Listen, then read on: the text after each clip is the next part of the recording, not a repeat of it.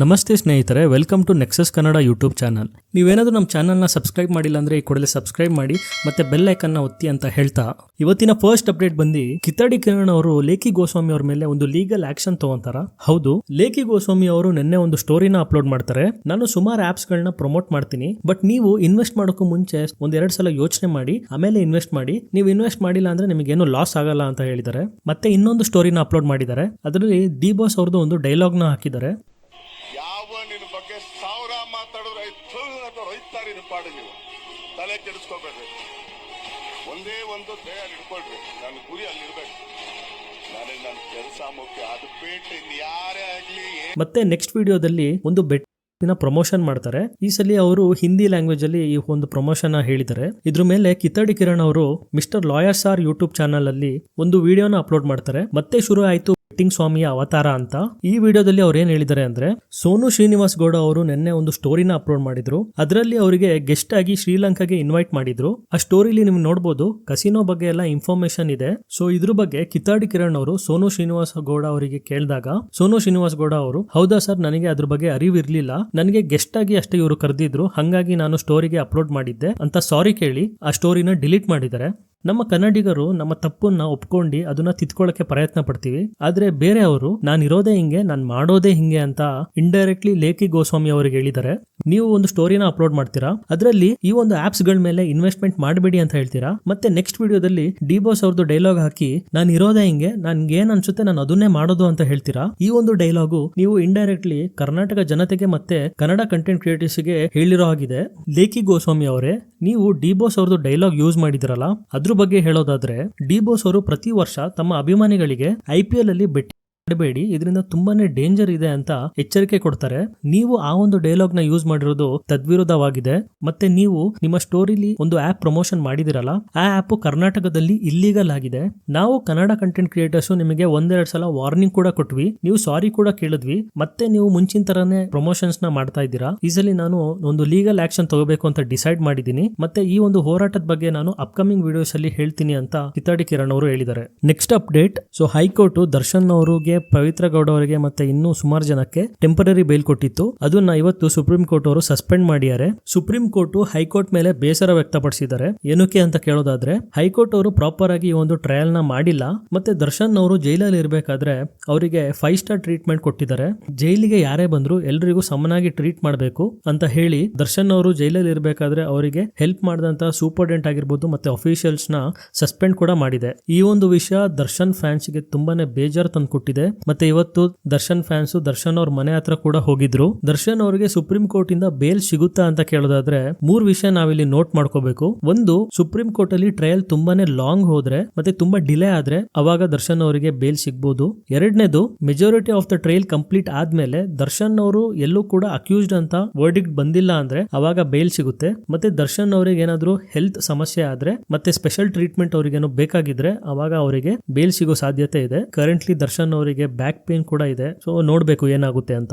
ನಾಳೆ ದರ್ಶನ್ ಅವ್ರದ್ದು ಡೆವಿಲ್ ಸಿನಿಮಾದ ಇದ್ರೆ ನೆಮ್ಮದಿಯಾಗಿ ಇರಬೇಕು ಫಸ್ಟ್ ಸಾಂಗ್ ರಿಲೀಸ್ ಮಾಡಬೇಕಿತ್ತು, ಬಟ್ ದರ್ಶನ್ ಅವರಿಗೆ ಬೇಲ್ ಸಸ್ಪೆಂಡ್ ಆಯ್ತಲ್ಲ, ಈ ಒಂದು ಕಾರಣದಿಂದ ಈ ಸಾಂಗ್ ನ ಪೋಸ್ಟ್ ಪೋನ್ ಮಾಡಿದ್ದಾರೆ. ಮತ್ತೆ ಡೆವಿಲ್ ಸಿನಿಮಾ ಕೂಡ ಸದ್ಯದಲ್ಲೇ ರಿಲೀಸ್ ಮಾಡಲ್ಲ ಅಂತ ಅನ್ಕೊಂತೀನಿ. ಸೊ ಈ ಒಂದು ಇನ್ಸಿಡೆಂಟ್ ಬಗ್ಗೆ ರಮ್ಯಾ ಅವರು ತಮ್ಮ ಇನ್ಸ್ಟಾಗ್ರಾಮ್ ಅಲ್ಲಿ ಸ್ಟೋರಿ ಅಪ್ಲೋಡ್ ಮಾಡಿದ್ರು. ಅವ್ರು ಏನ್ ಹೇಳಿದ್ದಾರೆ ಅಂದ್ರೆ, ಕಾನೂನು ಮುಂದೆ ಎಲ್ಲರೂ ಈಕ್ವಲ್, ಅದು ದರ್ಶನ್ ಅವರಾಗಿರ್ಬೋದು, ಕಾಮನ್ ಮ್ಯಾನ್ ಆಗಿರ್ಬೋದು, justice will be served soon ಅಂತ ಈ ಒಂದು ಸ್ಟೋರಿಲಿ ಹೇಳಿದ್ದಾರೆ. Next update, MLA Vishwanath versus lawyer Jagadish ಅವ್ರ ಬಗ್ಗೆ. ಸೊ ಇವತ್ತು ಸದನದಲ್ಲಿ ಧರ್ಮಸ್ಥಳ ಕೇಸ್ ಬಗ್ಗೆ ಚರ್ಚೆ ಆಗಿದೆ.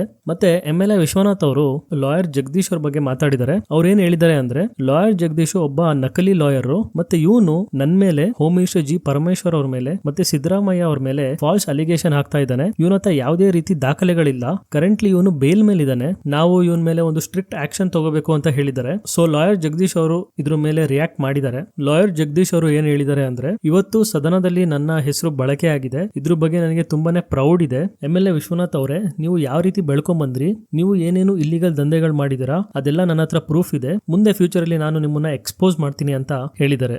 Next update. So supreme court ಅವರು ಏನು ಒಂದು ಡೆಲ್ಲಿಲಿ ಸ್ಟ್ರೇ ಡಾಗ್ಸ್ ನ ರಿಲೊಕೇಟ್ ಮಾಡಬೇಕು ಅಂತ ಆರ್ಡರ್ ಪಾಸ್ ಮಾಡಿದ್ರಲ್ಲ, ಅದನ್ನ ಕರೆಂಟ್ಲಿ ಸ್ಟೇಗೆ ತಂದಿದ್ದಾರೆ. ಏನಕ್ಕೆ ಅಂದ್ರೆ, ಒಂದು ಪಬ್ಲಿಕ್ ಇಂದ ಅವರಿಗೆ ತುಂಬಾನೇ ವಿರೋಧ ವ್ಯಕ್ತವಾಗಿದೆ. ಎರಡನೇದು, ಅನಿಮಲ್ ವೆಲ್ಫೇರ್ ಲಾಯರ್ಸ್ ಈ ಒಂದು ಆರ್ಡರ್ ನ ರಿಮೂವ್ ಮಾಡಿ, ಯಾಕಂದ್ರೆ ಅನಿಮಲ್ ಶೆಲ್ಟರ್ ಅಲ್ಲಿ ಈ ಒಂದು ಬೀದಿ ನಾಯಿಗಳನ್ನ ಯಾವ ರೀತಿ ಟ್ರೀಟ್ ಮಾಡ್ತಾರೆ ಅನ್ನೋದು ಗೊತ್ತಾಗಲ್ಲ ಅಂತ ಹೇಳಿದ್ದಾರೆ. ಆದ್ರೆ ಡೆಲ್ಲಿ NCR ಅಲ್ಲಿ ಸರ್ವೆ ಮಾಡಿದಾಗ 71% ಅಷ್ಟು ಜನ ಈ ಒಂದು ಬೀದಿ ನಾಯಿಗಳನ್ನ ರಿಲೊಕೇಟ್ ಮಾಡಿ ಅಂತ ಹೇಳಿದ್ದಾರೆ. 24% ಜನ ಇದನ್ನ ಅಪೋಸ್ ಮಾಡಿದ್ದಾರೆ. ಮತ್ತೆ ಇನ್ನು 5% ಜನ ಏನು ಡಿಸೈಡ್ ಮಾಡಿಲ್ಲ. ಸೊ ಕರೆಂಟ್ಲಿ ಈ ಒಂದು ಡಿಸಿಷನ್ ಇನ್ನು ಪೆಂಡಿಂಗ್ ಅಲ್ಲಿ ಇದೆ. ನಾವು ವೇಟ್ ಮಾಡಿ ನೋಡಬೇಕು. ನೆಕ್ಸ್ಟ್ ಅಪ್ಡೇಟ್, ಮಧ್ಯಪ್ರದೇಶದಿಂದ ಇಂದೋರಿನ ಜಸ್ಟಿಸ್ ರಮೇಶ್ ಅವರ ಮನೆಯಲ್ಲಿ 3 ಜನ ಕಳ್ಳರು ಬರೀ 4 ನಿಮಿಷದಲ್ಲಿ 5 ಲಕ್ಷ ಕ್ಯಾಶು ಮತ್ತೆ ಗೋಲ್ಡ್ ಮತ್ತೆ ಸಿಲ್ವರ್ ಜ್ಯುವೆಲರಿನ ಕತ್ಕೊಂಡು ಹೋಗಿದ್ದಾರೆ. ಈ ಒಂದು ಇನ್ಸಿಡೆಂಟ್ CCTV ಕ್ಯಾಪ್ಚರ್ ಆಗಿದೆ. ಸೊ ವಿಡಿಯೋದಲ್ಲಿ ನೀವು ನೋಡಬಹುದು, ಒಬ್ಬ ಕಳ್ಳ ಕೈಯಲ್ಲೇ ರಾಡ್ ನ ಹಿಡ್ಕೊಂಡು ನಿಂತ್ಕೊಂಡಿದ್ದಾನೆ. ಏನಾದ್ರೂ ಆ ವ್ಯಕ್ತಿ ಎದ್ರೆ ಅವರಿಗೆ ಹೊಡೆದಿ ಮೂರ್ಛೆ ತಪ್ಸೋಣ ಅಂತ. ಆದ್ರೆ ಆ ವ್ಯಕ್ತಿ ಎದ್ದಿಲ್ಲ, ಮಲ್ಕೊಂಡೇ ಇದ್ರು. ಹಂಗಾಗಿ ಅವ್ರ ಪ್ರಾಣಕ್ಕೆ ಏನು ಅಪಾಯ ಆಗಿಲ್ಲ. ಕೊನೆಗೆ ಆ ಮನೆಯವರು ಪೊಲೀಸ್ ಕಂಪ್ಲೇಂಟ್ ಕೊಟ್ಟಿದ್ದಾರೆ. ಮತ್ತೆ ಪೊಲೀಸ್ ಅವರು ಇನ್ವೆಸ್ಟಿಗೇಷನ್ ಕೂಡ ಸ್ಟಾರ್ಟ್ ಮಾಡಿದ್ದಾರೆ. ನೆಕ್ಸ್ಟ್ ಅಪ್ಡೇಟ್, ಸಚಿನ್ ತೆಂಡೂಲ್ಕರ್ ಅವ್ರ ಮಗ ಅರ್ಜುನ್ ತೆಂಡೂಲ್ಕರ್ ಅವರು ಎಂಗೇಜ್ಮೆಂಟ್ ಮಾಡ್ಕೊಂಡಿದ್ದಾರೆ. ಹೌದು, ಅರ್ಜುನ್ ತೆಂಡೂಲ್ಕರ್ ಅವರು ಸಾನಿಯಾ ಚಂದೋಕ್ ಅವ್ರ ಜೊತೆ ಪ್ರೈವೇಟ್ ಆಗಿ ಎಂಗೇಜ್ಮೆಂಟ್ ಮಾಡ್ಕೊಂಡಿದ್ದಾರೆ. ಅರ್ಜುನ್ ತೆಂಡೂಲ್ಕರ್ ಅವರ ವಯಸ್ಸು ಬಂದು 25. ಇವರು ಎಂಗೇಜ್ಮೆಂಟ್ ಮಾಡ್ಕೊಂಡಿರೋ ಹುಡುಗಿ ಸಾನಿಯಾ ಅವರು ಮುಂಬೈ ಇಂಡಸ್ಟ್ರಿಯಲಿಸ್ಟ್ ರವಿ ಗಾಯಿ ಅವರ ಮಗಳು. ಸಚಿನ್ ತೆಂಡೂಲ್ಕರ್ ಅವ್ರ ಫ್ಯಾಮಿಲಿ ಆಗಿರ್ಬೋದು, ರವಿ ಗಾಯಿ ಅವ್ರ ಫ್ಯಾಮಿಲಿ ಆಗಿರ್ಬೋದು, ಎಲ್ಲೂ ಕೂಡ ಅಫಿಷಿಯಲ್ ಆಗಿ ಪ್ರತಿಕ್ರಿಯೆ ಕೊಟ್ಟಿಲ್ಲ. ಸೋಷಿಯಲ್ ಮೀಡಿಯಾದಲ್ಲಿ ಈ ಒಂದು ನ್ಯೂಸ್ ತುಂಬಾನೇ ವೈರಲ್ ಹೋಗ್ತಾ ಇದೆ. ನೆಕ್ಸ್ಟ್ ಅಪ್ಡೇಟ್, ಜಿಯೋ ಹಾಟ್ಸ್ಟಾರ್ 79ನೇ ಇಂಡಿಪೆಂಡೆನ್ಸ್ ಡೇ ಪ್ರಯುಕ್ತ ತಮ್ಮ ಎಲ್ಲಾ ಸಬ್ಸ್ಕ್ರಿಪ್ಷನ್ ನ ಫ್ರೀ ಮಾಡಿದ್ದಾರೆ. ಹೌದು, ನೀವು ಎಲ್ಲಾ ಮೂವೀಸ್, ಟಿವಿ ಶೋಸ್ ಮತ್ತೆ ಲೈವ್ ಚಾನೆಲ್ಸ್ ನ ಫ್ರೀ ಆಗಿ ನೋಡಬಹುದು. ಸೊ ಈ ಒಂದು ಕ್ಯಾಂಪೇನಿನ ಟ್ಯಾಗ್ ಲೈನ್ ಬಂದಿ ಒನ್ ಫ್ಲಾಗ್ ಮೆನಿ ಸ್ಟೋರೀಸ್ ಅಂತ. ನೆಕ್ಸ್ಟ್ ಅಪ್ಡೇಟ್, ಡೆಲ್ಲಿಯಲ್ಲಿ ತಂದೆ ಮಗಳು ಬೈಕ್ ಅಲ್ಲಿ ಹೋಗ್ತಿರ್ಬೇಕಾದ್ರೆ ಒಂದು ಮರ ಅವ್ರ ಮೇಲೆ ಬಿದ್ದಿದೆ. ಆಮೇಲೆ ಇಮಿಡಿಯೇಟ್ಲಿ ಅಲ್ಲಿನ ಅಕ್ಕಪಕ್ಕ ಜನರು ಇಬ್ರು ಹಾಸ್ಪಿಟಲ್ ಗೆ ಅಡ್ಮಿಟ್ ಮಾಡಿದ್ದಾರೆ. ತಂದೆ ಸುಧೀರ್ ಅವರಿಗೆ ತುಂಬಾನೇ ದೊಡ್ಡ ಇಂಜುರಿ ಆಗಿರೋದ್ರಿಂದ ಅವರು ಹಾಸ್ಪಿಟಲ್ ಅಲ್ಲಿ ತೀರ್ಕೊಂಡಿದ್ದಾರೆ. ಮತ್ತೆ ಮಗಳಿಗೆ ಮೈನರ್ ಇಂಜುರೀಸ್ ಮತ್ತೆ ಒಂದು ಫ್ರಾಕ್ಚರ್ ಕೂಡ ಆಗಿದೆ ಅಂತೆ. ಏನಕ್ಕೆ ಈ ಮರ ಬಿತ್ತು ಅಂದ್ರೆ, ಡೆಲ್ಲಿಯಲ್ಲಿ ತುಂಬಾನೇ ಮಳೆ ಬರ್ತಾ ಇದೆ. ಇಂಡಿಯನ್ ಮೆಟ್ರೋಲಾಜಿಕಲ್ ಡಿಪಾರ್ಟ್ಮೆಂಟ್ ಡೆಲ್ಲಿಗೆ ಆರೆಂಜ್ ಅಲರ್ಟ್ ಕೂಡ ಘೋಷಣೆ ಮಾಡಿದೆ. ಮತ್ತೆ ಡೆಲ್ಲಿಯಲ್ಲಿ ಒಂದೇ ದಿನ 26 ಮರಗಳು ಬಿದ್ದಿದವಂತೆ. ನೆಕ್ಸ್ಟ್ ಅಪ್ಡೇಟ್, ಬಿಹಾರಿಂದ ಉತ್ತರ ಪ್ರದೇಶದಿಂದ ಬಿಹಾರ್ಗೆ ಹೋಗೋ ಲಕ್ನೋ ಬರೂನಿ ಎಕ್ಸ್ಪ್ರೆಸ್ ಟ್ರೈನ್ ಅಲ್ಲಿ ಒಂದು ಶಾಕಿಂಗ್ ಇನ್ಸಿಡೆಂಟ್ ನಡೆದಿದೆ. ಸೊ ಆ ಒಂದು ಟ್ರೈನಿನ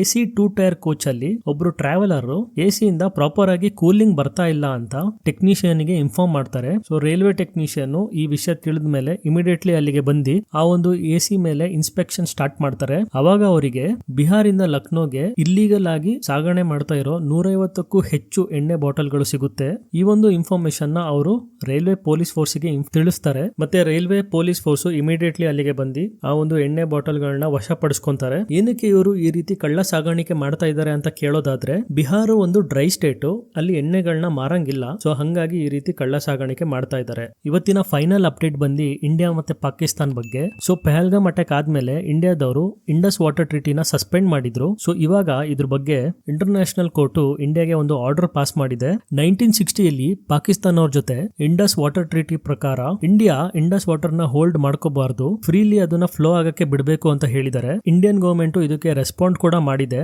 ಇಂಡಿಯನ್ ಗವರ್ಮೆಂಟ್ ಏನ್ ಹೇಳಿದೆ ಅಂದ್ರೆ, ನಾವು ನಿಮ್ಮ ಡಿಸಿಷನ್ ಒಪ್ಕೊಳ್ಳೋದಿಲ್ಲ, ಇಂಡಿಯನ್ ಬಾರ್ಡರ್ಸ್ ಅಲ್ಲಿ ತುಂಬಾ ನಡೆಯುತ್ತೆ. ಸೊ ಈ ಒಂದು ಎಂಡ್ ಆಗೋ ತನಕ ನಾವು ಇಂಡಸ್ ವಾಟರ್ ಟ್ರೀಟಿನ ಸಸ್ಪೆಂಡ್ ಮಾಡಿರ್ತೀವಿ ಅಂತ ಹೇಳಿದ್ದಾರೆ. ಇದಾಗಿತ್ತು ಇವತ್ತಿನ ಟಾಪ್ ಟ್ರೆಂಡಿಂಗ್ ನ್ಯೂಸ್. ನೀವೇನಾದ್ರೂ ನಮ್ಮ ವಿಡಿಯೋನ ಲೈಕ್ ಮಾಡಿಲ್ಲ ಅಂದ್ರೆ ಈ ಕೂಡ ಲೈಕ್ ಮಾಡಿ, ಶೇರ್ ಮಾಡಿ, ಸಬ್ಸ್ಕ್ರೈಬ್ ಮಾಡಿ ಮತ್ತು ಬೆಲ್ ಐಕನ್ ನ ಒತ್ತಿ ಅಂತ ಹೇಳ್ತಾ ಥ್ಯಾಂಕ್ ಯು.